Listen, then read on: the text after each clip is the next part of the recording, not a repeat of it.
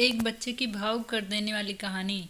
Main gate की bell बजती है। सीमा ने आकर देखा एक 10 से 12 साल का बच्चा है।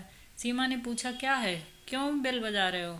बच्चा बोला, आंटी जी, क्या मैं आपका गार्डन साफ कर दूं? सीमा, नहीं, हमें नहीं साफ कराना। फिर हाथ जोड़कर दयनीय स्वर में वह बच्चा बोला, आंटी प्लीज़ साफ करवा लीजिए, मैं बहुत अच्छे से साफ करता हूँ। उसकी बात सुनकर सीमा द्रवित हो उठी और उस बच्चे से पूछा, कितना पैसा लेगा?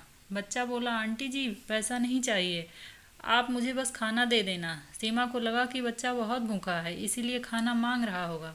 सीमा थोड़ी देर में खाना लेकर आई और बोली, लड़के पहले तू खाना खा ले, फिर काम करना।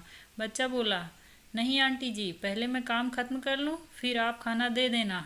ठीक है कहकर सीमा अपने काम में मशगूल हो गई। 1 घंटे में उस बच्चे ने अपना सारा काम निपटा लिया और आंटी को दिखा करके बोला, देखिए आंटी, अच्छी सफाई हुई है। सीमा उसके बढ़िया काम को देखकर अत्यधिक प्रसन्न हुई। उसके काम से खुश होकर सीमा तुरंत भीतर से खाना लेकर आई और उस लड़के को दिया। लड़के ने जेब से एक थैला निकाला और खाने को उस थैले में रख लिया। ये देख सीमा को आश्चर्य हुआ और बोली, तुम्हें तो भूख लगी थी ना, तो फिर ये खाना पैक क्यों कर रहे हो? यहीं पर खा लो, और ज़रूरत होगी तो और भी दूंगी। बालक बोला, नहीं आंटी, मेरी माँ घर पर है और बीमार है। सरकारी अस्पताल से दवा तो मिल गई है, पर डॉक्टर साहब ने कहा है कि दवा खाली पेट नहीं खाना। सीमा उस बच्चे की बात सुनकर भावुक हो गई और उसकी आंखों से आंसू निकलने लगे।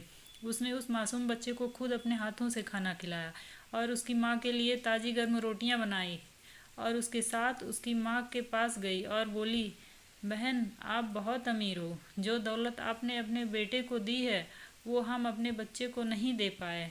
आप तो धन्य हैं, आपका बच्चा बड़ा ही खुददार है। ईश्वर ऐसा बच्चा सबको दे।